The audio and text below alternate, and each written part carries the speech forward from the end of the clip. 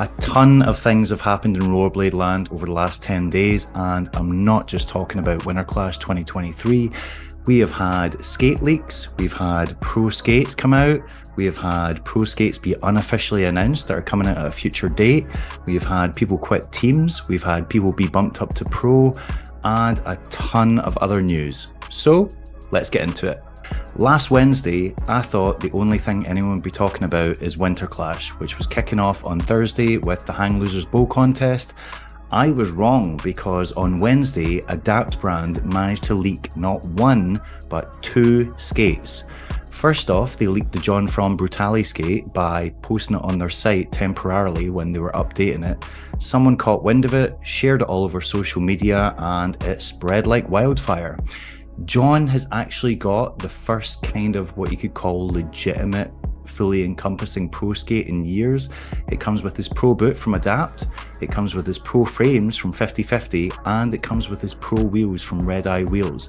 Now, they didn't want it brought out on the Wednesday. John asked me to take a post down that I put up on Instagram. I dutifully obliged because I love John to bits. But on the Thursday, they officially announced it with his promo for his pro skate, and I would say it's probably my favourite John Fromm section in years. It feels like a really cohesive project that's only filmed by a couple of people, as opposed to getting a bunch of friends to film footage for him and collating it together.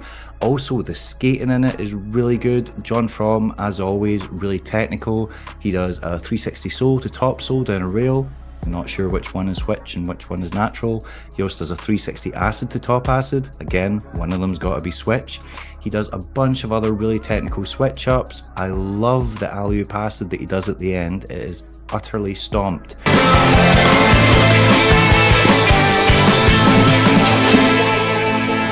And I'm just really happy for him. John's had a bit of a rough ride. He was sponsored by Valo for a while, and then they just kind of forgot about him. Then he was on Razors, got bumped up to pro, and then was very impolitely told that he was never getting a pro skate. Just flat out just asked, I was like, hey, I've been riding for you for 10 years.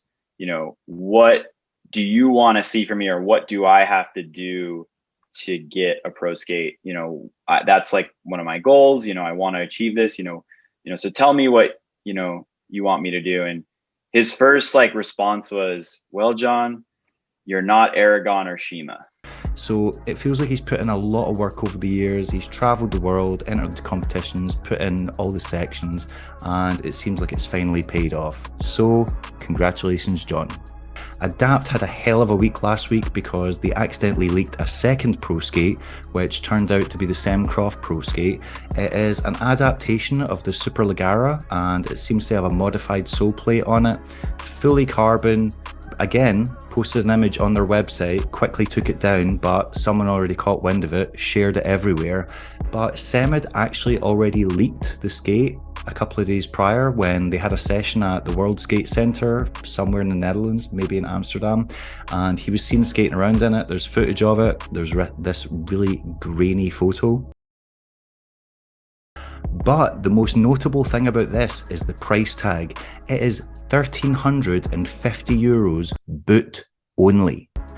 That means if you put on a pair of symmetric frames and you give it a flat set of symmetric wheels, some high grade bearings, you are edging way over the €1,500 mark. In fact, you're starting to veer dangerously towards €2,000.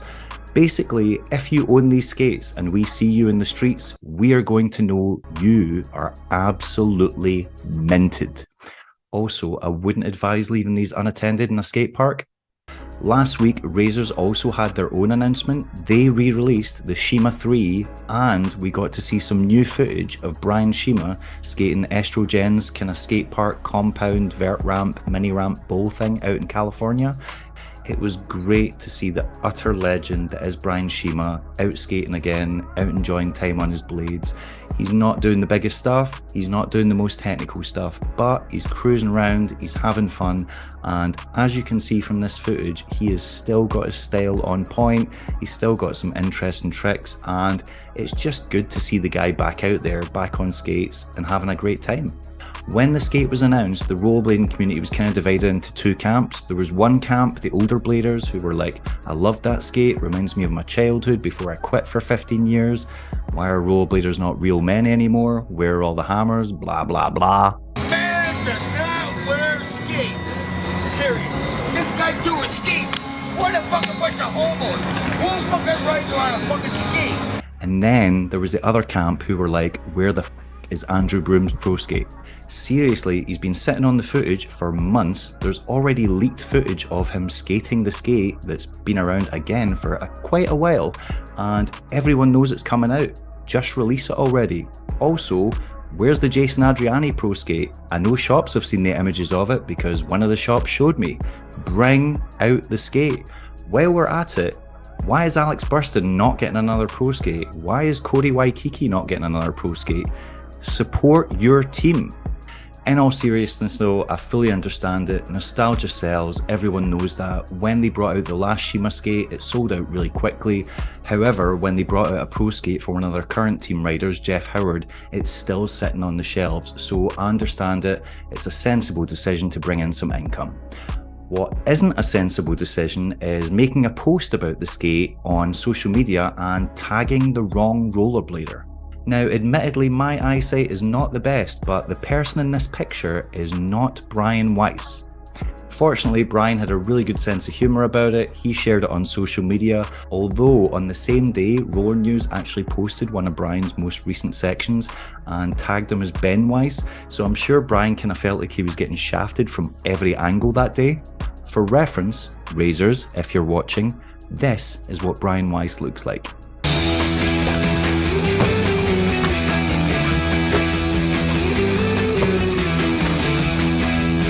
What makes this actually worse is the fact that Brian Weiss no longer rides for Razors. He quit a while back and he's been seen riding them skates. So Dumbass of the Week, once again, goes to Razors. Oh, idiot. In more pro skate news, Faction only recently announced the release of the Shred Pool Pro Skate with that really mental, disorientating promo that just seems like he's flicking channels all the time and it's just kind of difficult to watch. Turns out they've got another pro skate coming, which if you were at Winterclash or you saw photos of the booth, you might have noticed it's got a kind of light blue, kind of aqua blue cuff at the top in the lining. I spoke to a couple of people at Faction at Winterclash. I spoke to Clark Kirkman, who runs the brand, and I spoke to Cameron Card, and it turns out it's Cameron Card's upcoming pro skate. Really cool to know that Cameron's finally getting some recognition.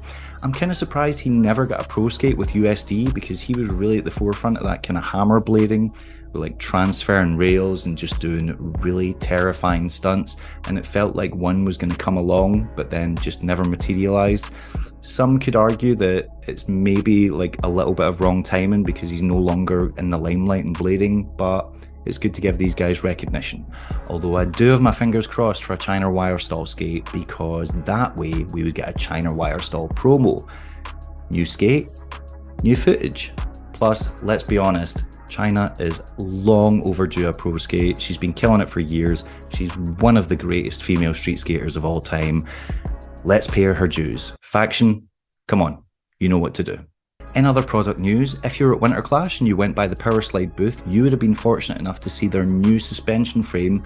Eugen Ennen chewed my ear off about this product. He was so enthusiastic about it, says he's been riding it for months, says it's really good on gaps, really good support, really good cushioning. Said it didn't break, said it basically took everything he threw at it. And there's two versions out there. There's the version that you can either skate as a normal frame, or you can put the bushings in and skate it as a suspension frame. Or, even more interestingly, there's one that's a frame and a sole plate in one, so you can add it onto things like a Carbon or a Seba or a Salomon, by all you Salomon guys out there. So it's one of these things that's kind of, I don't really know why other brands haven't done it before. Kaiser have done it with an aluminium frame before, but this feels like something that could really catch on and people could use widely on street and other brands could get into. So I am really intrigued to see what these are like. I'm kind of tempted to pick up a pair of the suspension frames when they come out because Eugen put on the hard sell and he was pretty convincing. Shut up and take my money! That's it for product news. In team news, Witzemann has just been announced as USD Pro. I found this out in the most humbling way imaginable because on Thursday night I was standing at the bar with him, poking fun at him, saying Ryan Parker was going to turn pro before him. He just showed me his phone with the announcement that I'd clearly not seen yet and said, "In your face." So that was a very, how could we say, sobering interaction. I then proceeded to try and make fun of him, saying that he hadn't had a pro wheel and he wasn't going to get one with Red Eye. And then he said, "See you at the trade show tomorrow." Went to the trade show and what do you know, he's got a pro wheel. So Mikhail, you kicked my ass on 2 separate jokes that I tried to make at you, and yeah, you win.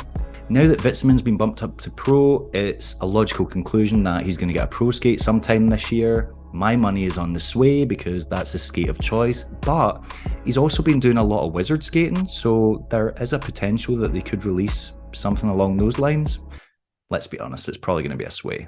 Now, if USD could just announce Ryan Parker as pro, that would be fantastic because his introduction section got over 67,000 views and was amazing. I've watched it like at least 20 or 30 times. Plus, he absolutely kicked arse at the King of Cleveland where he did 360 topsoul, hurricane topsoul, and full cab alley-oop topsoul down a handrail. That is a lot of topsouls. Make it happen, USD. In video news, Cody Lampman dropped a new part on Thursday as I was travelling to Winterclash, so I actually ended up watching Cody's new section while sitting in the toilet at the airport. So some might say I enjoyed some Cody in the toilet. That sounds really weird. I don't care. He has got a new part out. It was filmed and edited by Mike Torres. It's on the streets in New York. It is called The Imposter, and the reasoning behind that is, if you've watched his Jumpstreet episode, he basically says how, he's not that confident in himself as a skater, or he regularly puts himself down. This was confirmed when I spoke to Cody at Winterclash. He wasn't that excited by it. He kind of felt as if he'd let himself down, or he'd let Mike down. His exact words to me were, "New York was really cruel to me." And you get that impression when you see him battling this wall ride, but that's because it's a really difficult wall ride. He is jumping from a wall to an alley-oop wall ride. Of course that is going to be difficult. He got broke off a bunch of times. He landed in a way he wasn't happy with. But the fact is, it is still an absolute joyous section. I think it's the first section he's had out since Ashes, which, if you haven't seen that, is also unbelievable.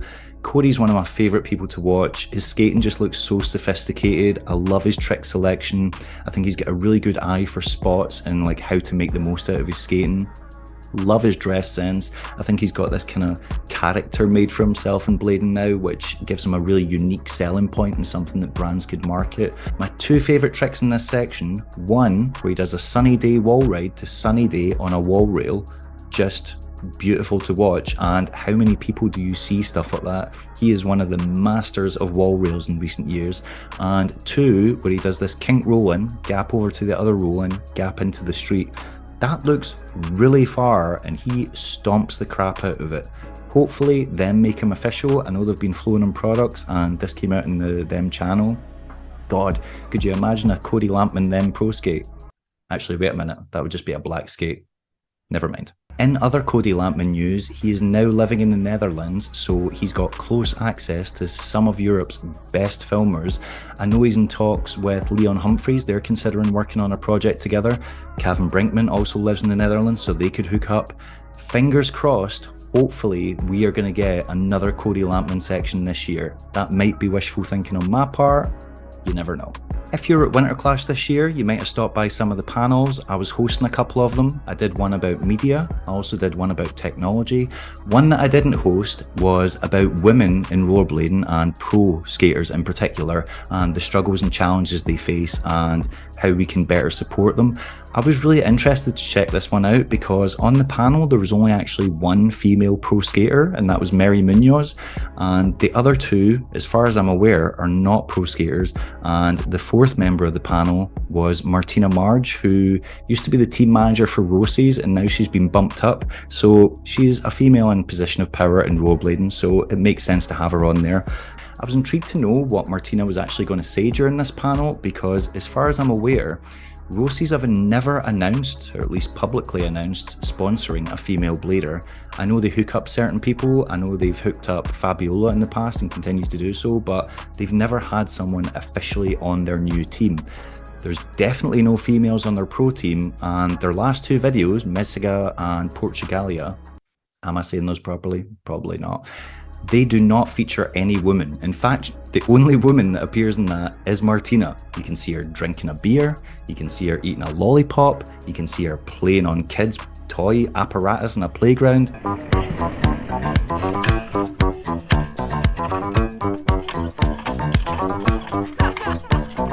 No rollerblading from females.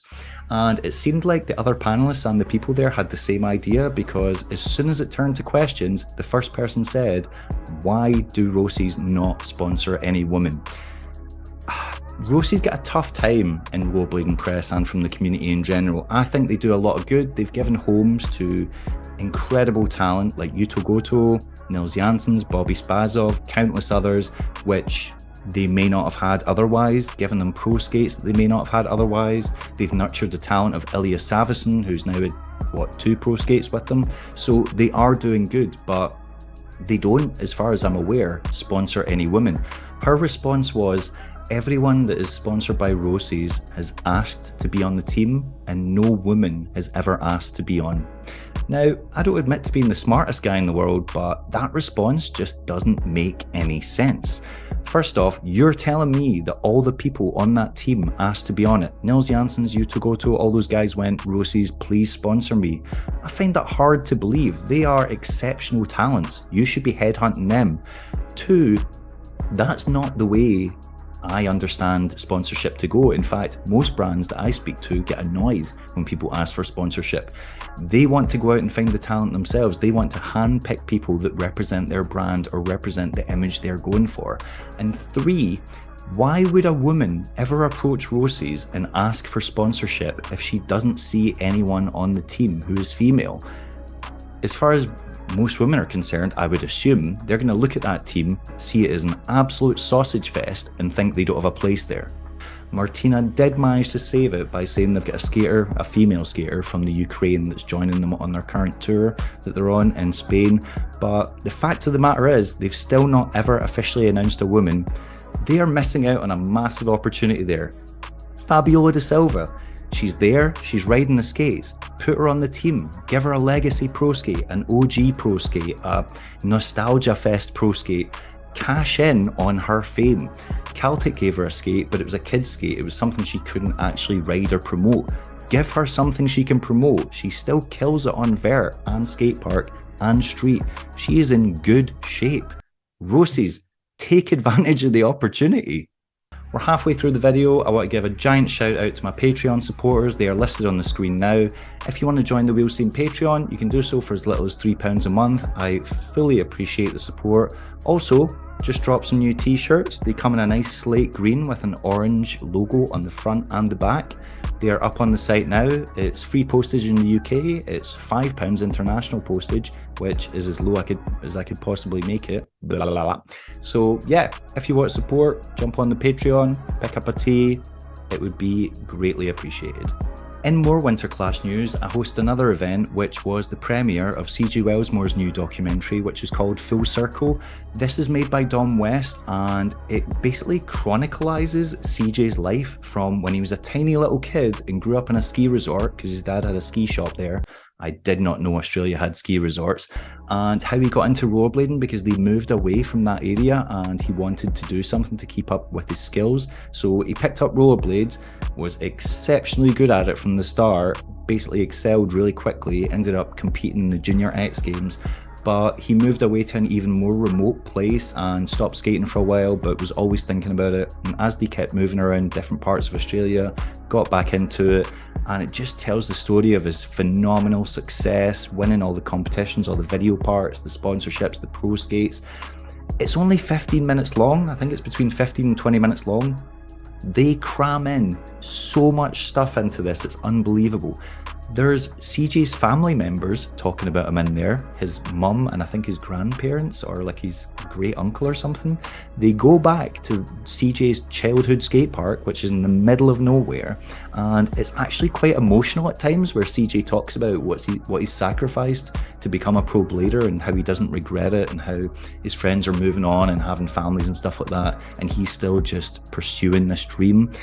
When it comes out on VOD, please buy it. Please support the guy. Support Dom West's incredible work.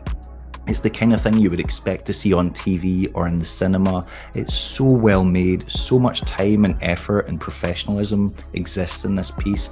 And it's unlike anything you're going to see in terms of rollerblading. Even by Dom's standards, it's different to the other stuff that he's made.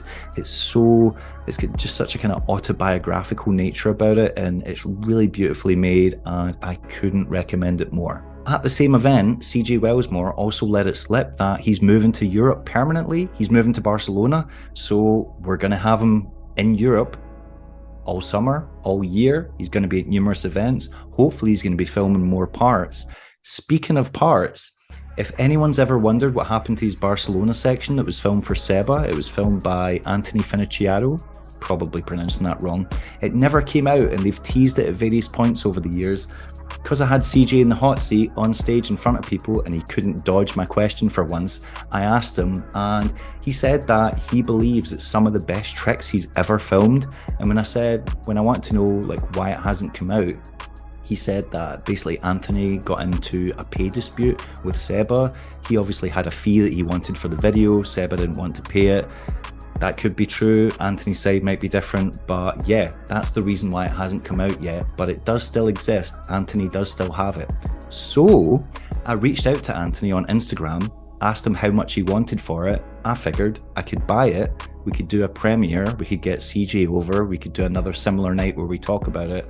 And Anthony gave me this response. He said that he's basically got no intention of selling it. He wants to keep it for himself. He's got copyrighted music for it. He wants to re-edit it and hopefully put it out sometime in the future. So essentially, we are no closer to getting to see this thing, but the footage still exists. CJ swears it's worth checking out. I don't doubt that for a second. And hopefully we'll see it at some point in the future. Moving on to the competition itself at Winterclash, I don't really want to get into the results too much because you guys have already seen those and there's going to be all these competition edits coming out. Some might argue too many competition edits coming out, but I just want to cover a few brief talking points that I thought were interesting or that you may or may not know. First off, massive shout out to Fabian Mathy from Scotland, who won the juniors event. He is following in the footsteps of Dominic Bruce, who's also won the juniors event and the amateur event and placed top 3 in the pro event. So we've got another Scottish superstar. He has been killing it for years. His parents have been sending him to blading camp. They've also been sending him to Winterclash for several years. They are really supportive and it seems like he's finally coming into his own.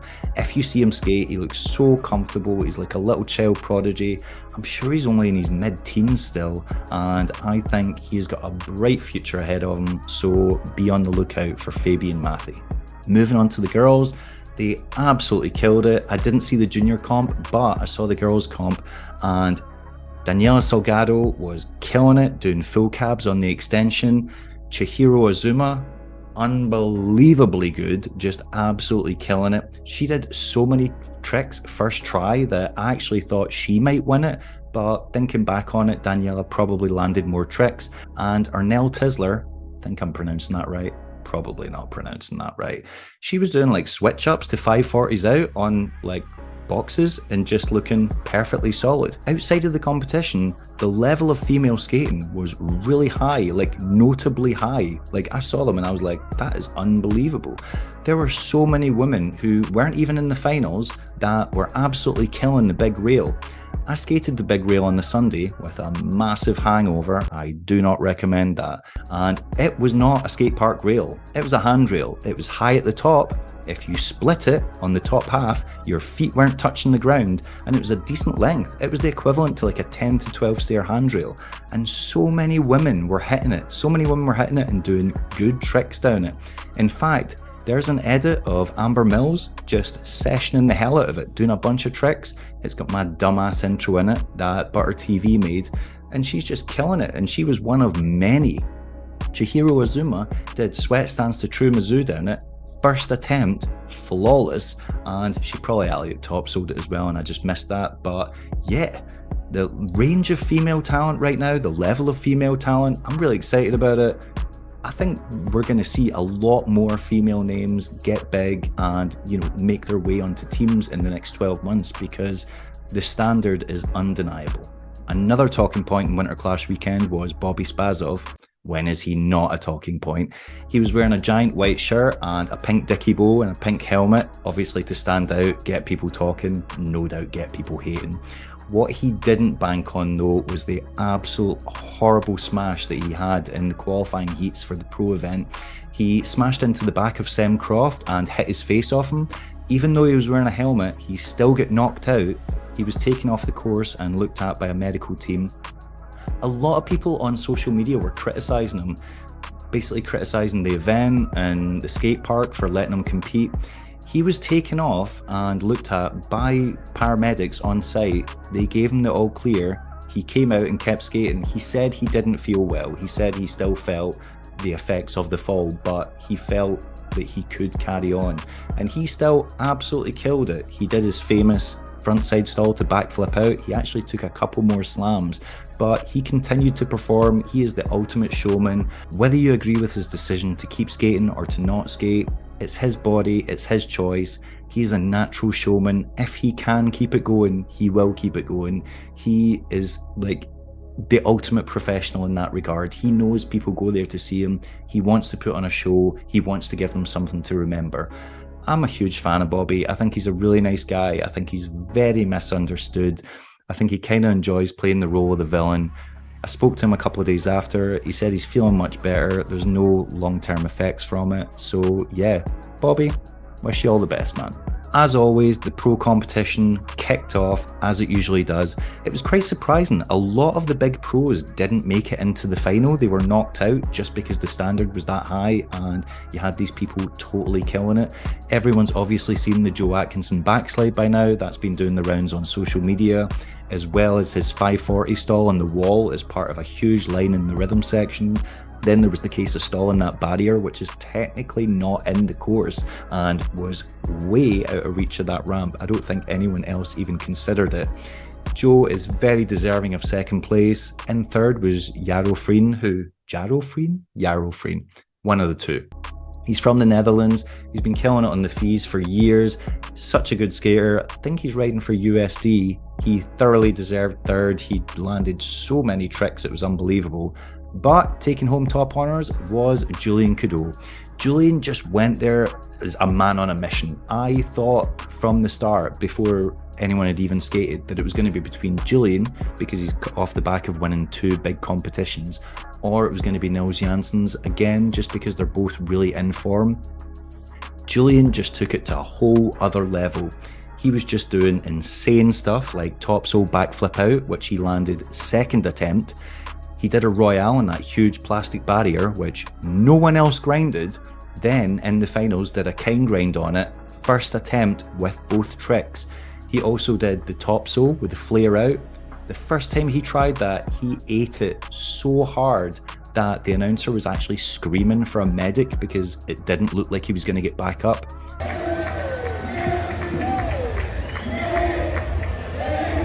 When he did get back up, he was limping really badly and it didn't look like he was going to continue skating. He ended up trying it like 2 or 3 more times, and on the third attempt, he laced the shit out of it. Now, Julian might be an amazing skater, but he's not really up on his Winterclash history, because when he posted about the win on social media, he said that Brian Aragon and Anthony Poitier and him were the only 3 people to win Winterclash twice, and by winning it this time, he won it for the 3rd time, which is what he wanted to do. I've got some news for you, unfortunately, Julian. You're not the first person to win Winterclash 3 times. In fact, Chihiro Azuma is the first person to win Winterclash 3 times. She came first in 2011, 2013, and 2020. Also, she came second in 2012, 2018, and 2023. this year. So unfortunately, Julian, you are not the first person to win Winterclash 3 times. You're going to have to go back next year to potentially be the first person to win it 4 times. Also, what does Chihiro Azuma have to do to get some recognition from the industry? She's never had a pro wheel, she's never had a pro frame, she's riding for them skates, but she's never had a pro skate. Them skates, this is a golden opportunity. You've got more women participating in rollerblading than we've had in years. If you want to encourage more women into the sport or take advantage of the women that are already participating in the sport, make a skate for them. Make a skate for a rider that they can, look at, see themselves in, recognize, go, there's another woman absolutely killing it. Give Chihiro Azuma a pro skate.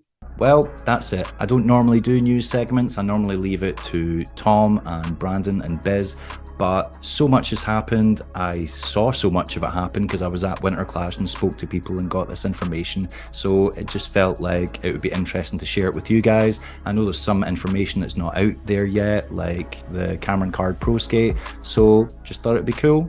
Let me know if you enjoyed it. Let me know if you have any comments. Let me know if you didn't enjoy it. Blah, blah, blah, blah, blah, blah, blah, blah. I'm going to stop talking now. Speak to you guys soon.